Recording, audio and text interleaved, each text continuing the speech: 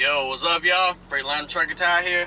I'm gonna tell y'all about meeting some of the people I met from the military while driving trucks.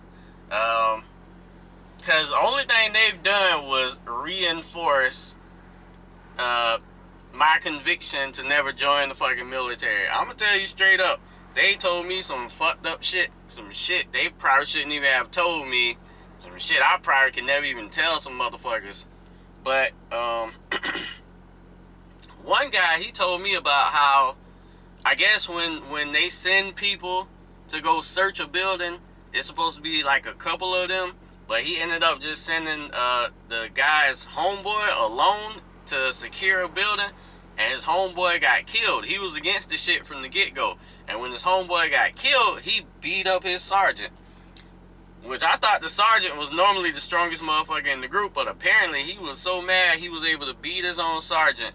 And his sergeant ended up retiring after that. Now, he didn't mention what happened after you beat up your sergeant. I would assume you would, I don't know, get kicked out, beat up by your own comrades or whatever. I don't know how the rules work in the military. He didn't say.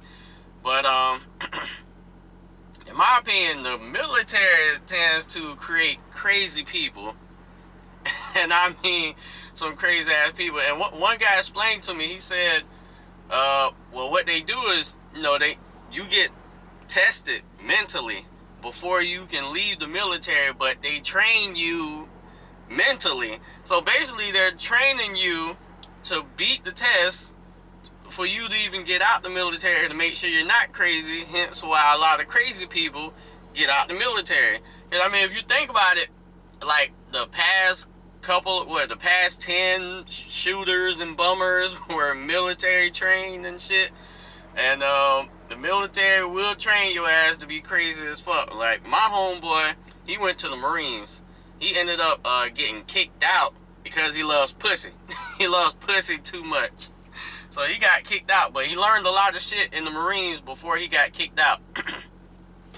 One time he told me he went to the club by himself partying. He got in an argument with some random guy in the club, and he said he blacked out. So when he said he came back to, the guy he was arguing with was on the fucking ground in front of him, folded up like a goddamn pretzel. And as he telling me the story, I'm like, holy shit, cause he was just a regular guy from the hood. He did a few exercises and shit like that, but he wasn't Billy Badass like that until he got out the fucking Marines. And I'm like, bruh, look, if I ever make you mad, we friends, right? if I ever make you mad, let me know.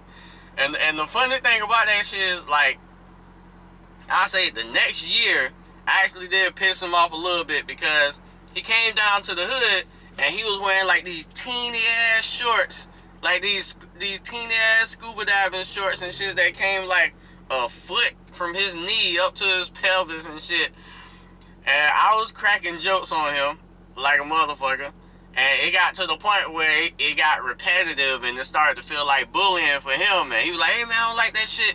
And I remembered when he told me about folding the guy up as a pretzel, and I said, hey bro, look, I apologize. I apologize. I took it too far.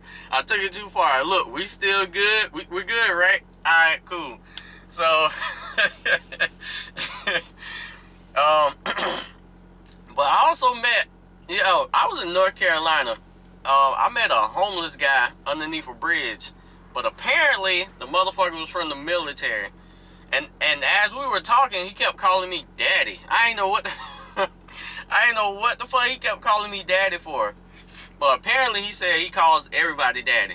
That military craziness. But he wanted to go back to the military, and they wouldn't let him, because he said he wanted to go to Iraq or Iran or wherever them places at that they was fighting at when he was in there. And he said he wanted to die getting shot by the enemy so that he can be with his brothers. But the craziness don't stop there. Because apparently, he said he had a family. He didn't say whether that was a wife and kids or brother and sister. But apparently the motherfucker wasn't homeless either. He had a house and just chose to live under a bridge. And when I asked him why does he want to live under a bridge, he said because in a house he's basically trapped. He's confined, and now if the enemy comes to kill him, they'll have him trapped because he's in one location. And underneath a bridge, he can see his enemies coming from a mile away. Bro, what is the military doing to people, bro? I told him he needs to go get some therapy and some counseling.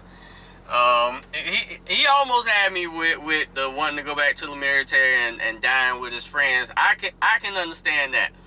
But I can't understand living under a bridge because you think people will come for you and your comfortable house basically is too comfortable or some shit like that. But I can never join the military. One, I like having freedom of my own life too much. I mean, a soldier is basically a tool.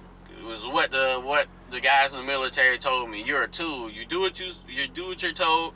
No questions asked. And that other guy got his no questions asked shit. Got his friend killed because your life is basically in somebody else's hands. Look at that shit with when Hillary Clinton. Who was that? They killed when they killed Osama bin Laden or what was that other guy? Saddam Hussein or some shit. And they got him.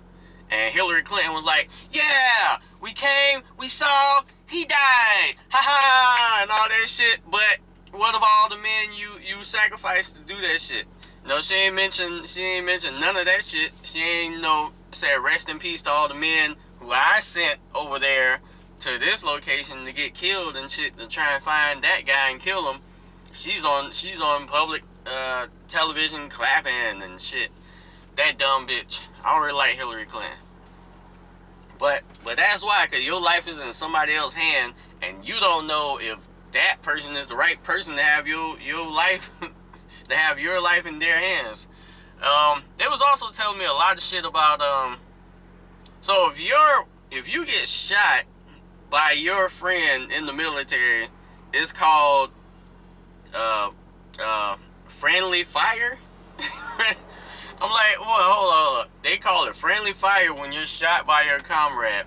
Why the fuck is it called friendly fire when there's nothing friendly about getting shot by your own partner? That doesn't make any motherfucking sense. That shit is fucking crazy. I said, what if they gave an order to your partner to shoot you?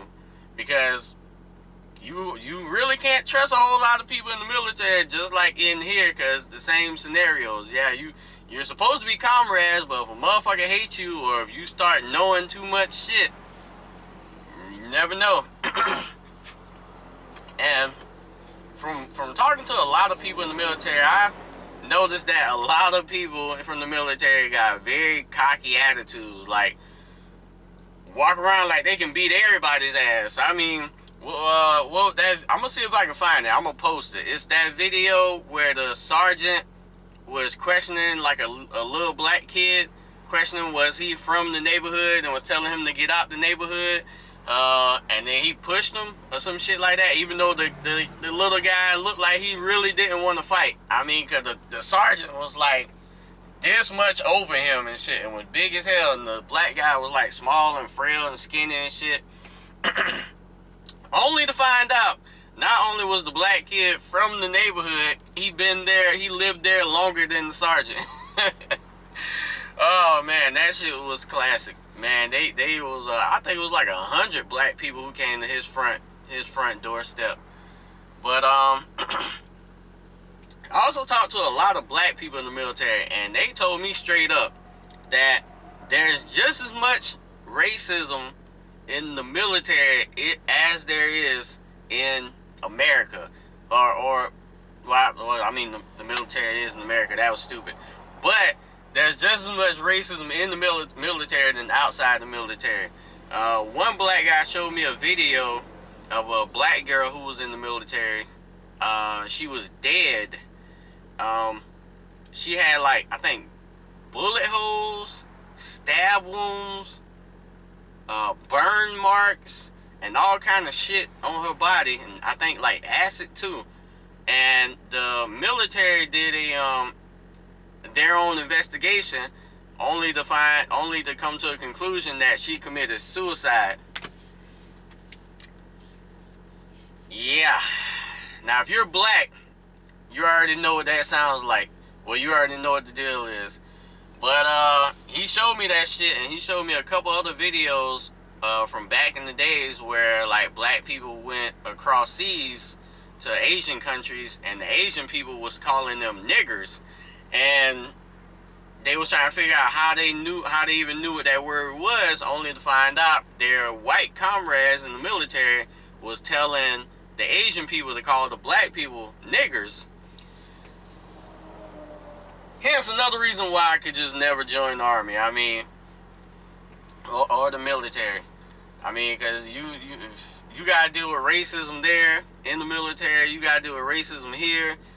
I think everywhere you go, you probably gonna have to deal with racism as a black person, to be honest. But more of the story is, look, I ain't knocking nobody who joined the military, but to me, the military is just a little bit too crazy for me. Anything can happen.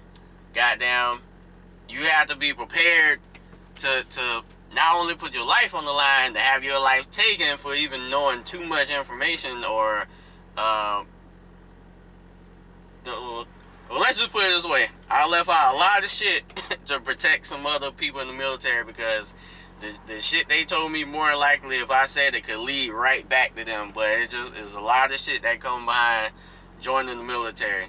But always remember, speed, time, distance. I'm out.